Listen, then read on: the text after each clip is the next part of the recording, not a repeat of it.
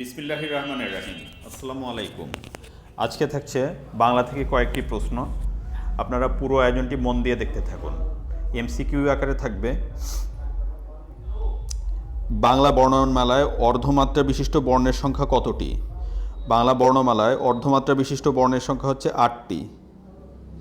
সুবচন নির্বাসনে নাটকটির রচয়িতাকে 4টি অপশন দেখুন। সুবচন নির্বাসনে নাটকটির রচয়িতা হচ্ছেন আবদুল্লাহ আল মামুন। জঙ্গম এর বিপরীতার্থক শব্দ কি? জঙ্গমের বিপরীতার্থক শব্দ হচ্ছে স্থাবর। তপবন এর সন্ধিবিচ্ছেদ কোনটি? তপবনের সন্ধিবিচ্ছেদ হচ্ছে তপ প্লাস বন। অপশন ক। পরের প্রশ্ন, কোন সমাসে ব্যাসবাক্য হয় না? ব্যাসবাক্য হয় না হচ্ছে, এখানে 4টি অপশন দেখুন। 4টি অপশনের মধ্যে নিত্য সমাসে ব্যাসবাক্য হয় না। পুষ্প এর সমার্থক শব্দ নয় কোনটি? ফুল, কুসুম, প্রসূন। অবনী মানে হচ্ছে পৃথিবী, সুতরাং অবনী হচ্ছে পুষ্পর সমার্থক শব্দ নয়। মনির চৌধুরীর রচিত মুখরামণী বশীকরণ এটি কি? মনির চৌধুরী রচিত মুখরারমণী বশীকরণ এটি একটি অনুবাদ নাটক।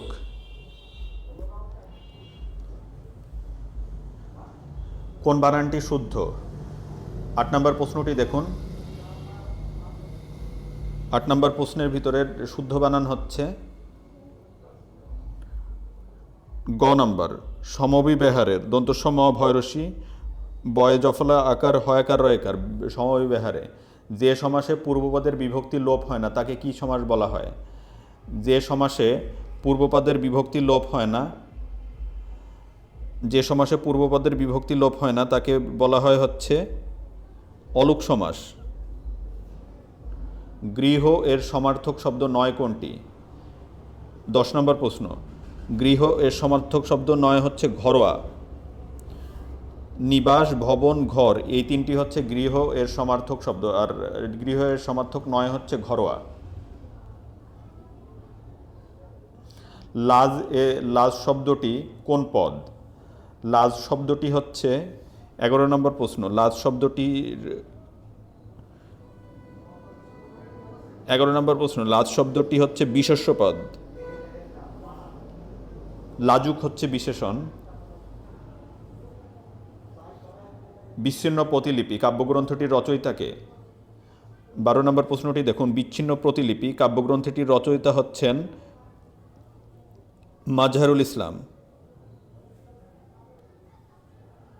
গ্রিক ট্র্যাজেডি ইটিপাস বাংলায় কে রচনা করেন? গ্রিক ট্র্যাজেডি ইটিপাস বাংলায় রচনা করেন সৈয়দ আলী আহসান।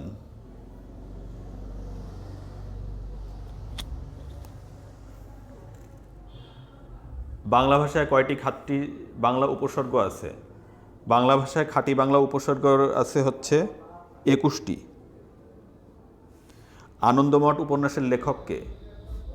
15 নম্বর প্রশ্ন। আনন্দমঠ উপন্যাসের লেখক হচ্ছেন বঙ্কিমচন্দ্র চট্টোপাধ্যায়। এটি বারবার এসেছে প্রশ্নটি।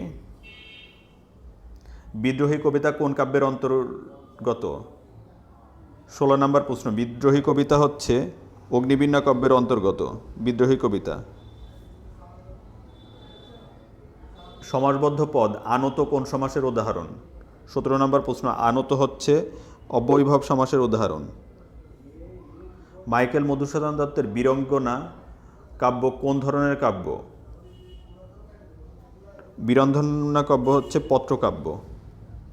ধন্যবাদ ভিউয়ার্স, আজকের ভিডিওটি এ পর্যন্তই। আমার ভিডিওগুলি ভালো লেগে থাকলে আমার চ্যানেলটি সাবস্ক্রাইব করুন এবং নতুন নতুন ভিডিওর আপডেট পেতে পাশে থাকা বেল আইকনটি প্রেস করুন। প্রতিদিনই কিছু না কিছু ভিডিও আপলোড দেওয়া হচ্ছে। আপনারা যদি প্রতিদিনের ভিডিওগুলো দেখেন তাহলেও আপনার একটা ভালো প্রিপারেশন হয়ে যাবে। সবাই ভালো থাকবেন, সুস্থ থাকবেন। আল্লাহ হাফিজ।